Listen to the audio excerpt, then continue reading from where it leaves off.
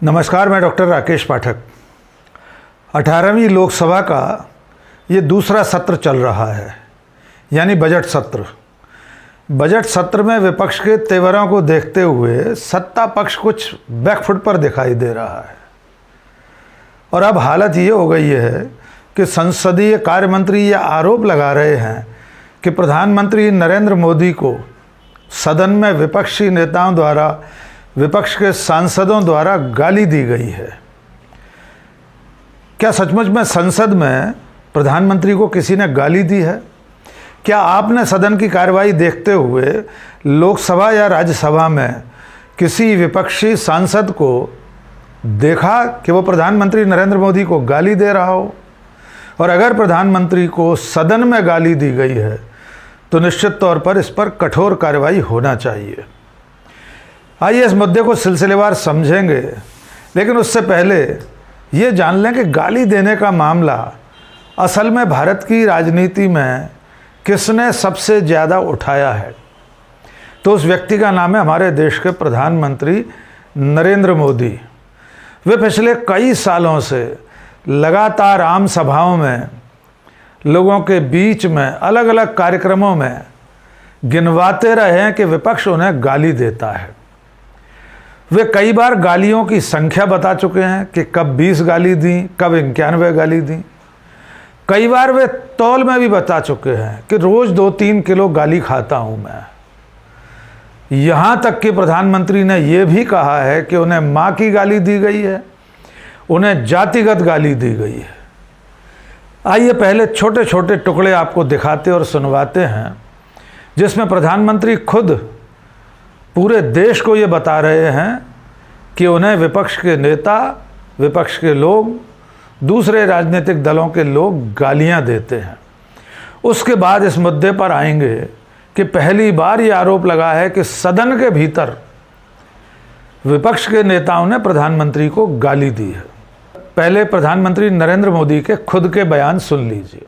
अभी इस चुनाव में भी कांग्रेस ने फिर से मुझे गालियां देने का काम शुरू कर दिया है।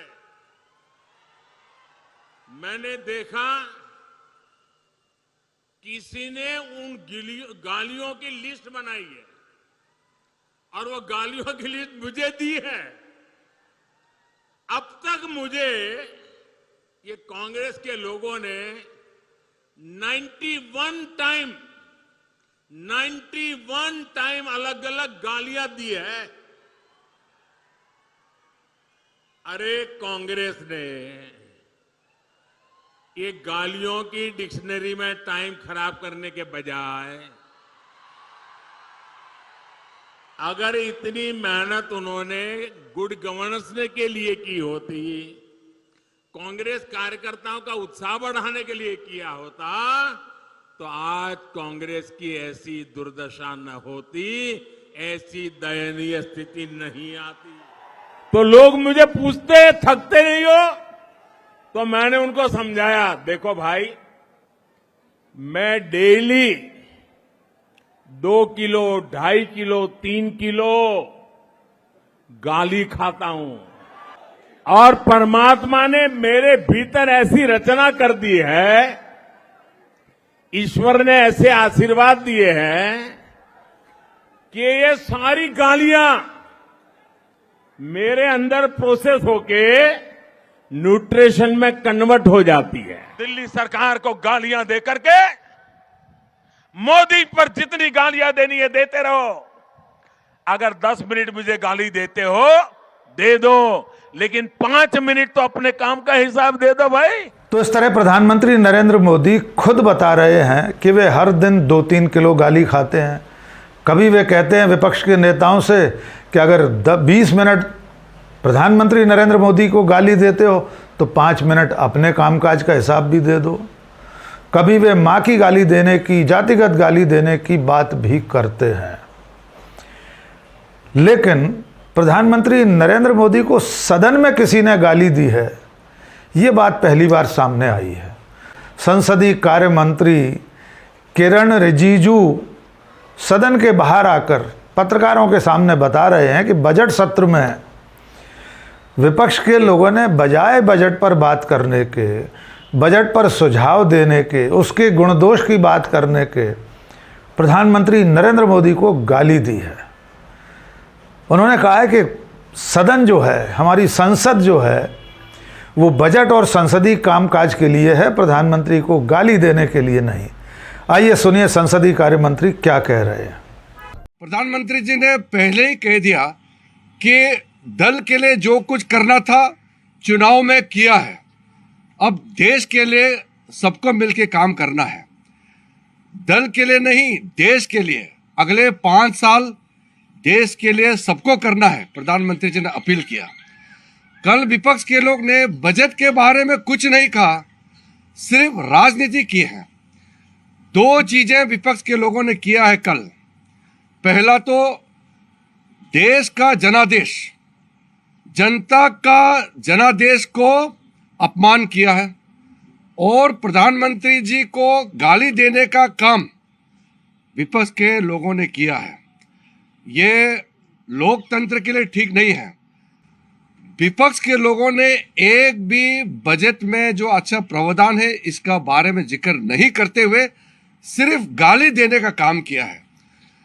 लोकतंत्र में, दुनिया का सबसे बड़ा लोकतंत्र भारत का पार्लियामेंट में, बजट के समय में बजट पे चर्चा नहीं करके राजनीतिक बात करके प्रधानमंत्री जी को गाली देने का काम करना, ये किसी को शोभा नहीं देते तो इस तरह प्रधानमंत्री नरेंद्र मोदी को सदन के भीतर गाली देने का आरोप उनकी अपनी सरकार में संसदीय कार्य मंत्री जैसे अहम ओहदे पर बैठे व्यक्ति लगा रहे हैं।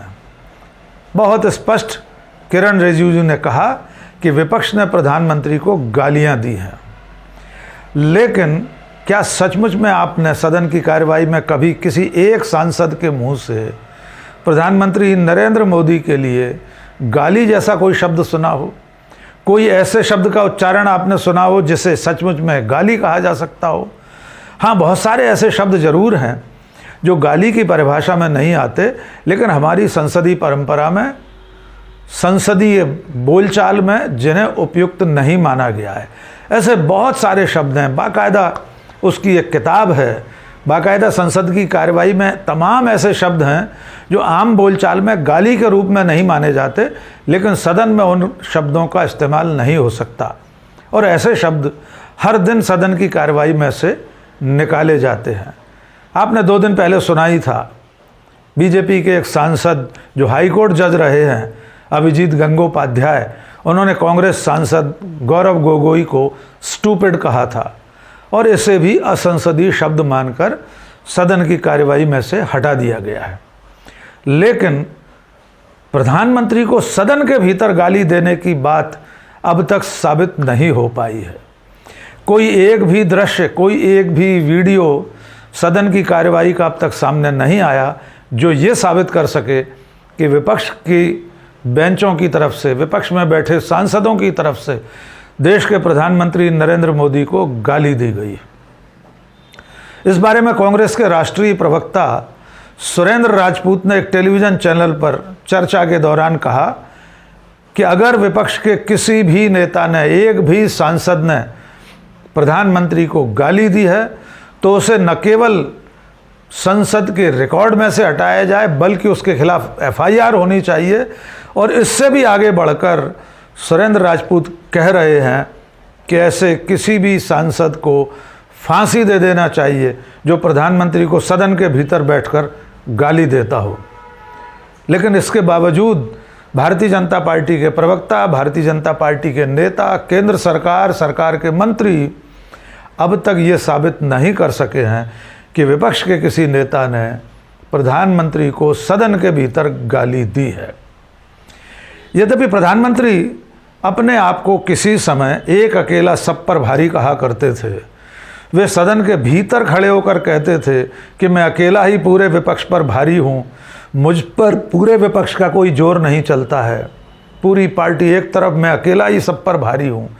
वही प्रधानमंत्री अब सदन के बाहर खड़े होकर ये कहने लगे हैं, बजट सत्र के बाद सदन के बाहर उन्होंने ये तक कहा है कि प्रधानमंत्री का गला 2.5 घंटे तक घोंटा गया। यानी देश के प्रधानमंत्री को सदन में अगर रोका टोका जाए, उनकी बातों का विरोध किया जाए, जो कि संसदीय परंपरा में साधारण बात है, उसे प्रधानमंत्री खुद गला घोंटना कह रहे हैं। आइए सुनिए प्रधानमंत्री नरेंद्र मोदी के वे दोनों बयान। एक वो बयान जो पिछले संसद में वे अपने आप के लिए कहा करते थे, एक अकेला सब पर भारी, और अब वे कह रहे हैं कि प्रधानमंत्री का 2.5 घंटे तक गला घोंटा गया सदन के भीतर। आइए सुनिए। ये देख रहा है एक अकेला कितनों को भारी पड़ रहा है, एक अकेला कितनों को भारी पड़ रहा है। राजनीतिक खेल खेलने वाले लोग, उनके अंदर वो हौसला नहीं है, वो ढूंढ रहे हैं, बचने का रास्ता खोज रहे हैं। 2.5 घंटे तक देश के प्रधानमंत्री का गला घोंटने का, उनकी आवाज को रोकने का, उनकी आवाज को दबाने का लोकतांत्रिक परंपराओं में कोई स्थान नहीं हो सकता है। और इसका कोई पश्चाताप तक नहीं है, दिल में दर्द तक नहीं है। प्रधानमंत्री के इस बयान पर भी कांग्रेस के राष्ट्रीय प्रवक्ता सुरेंद्र राजपूत ने कहा है कि अगर प्रधानमंत्री का गला घोंटा जा सकता है तो ऐसा कमज़ोर प्रधानमंत्री देश को नहीं चाहिए। उनका कहना है कि देश को एक मजबूत प्रधानमंत्री की ज़रूरत है। वो अगर विरोध को, असहमति को गला घोंटना कहता हो, इसका मतलब है कि वो प्रधानमंत्री कमज़ोर पड़ चुका है। ऐसे कमज़ोर प्रधानमंत्री की जगह बीजेपी को किसी और को अपना नेता और प्रधानमंत्री चुन लेना चाहिए। लेकिन गाली देने की, प्रधानमंत्री की इस बात का अगर किसी ने पुरजोर जवाब दिया था, माकूल जवाब दिया था, तो उस नेता का नाम है प्रियंका गांधी वाड्रा।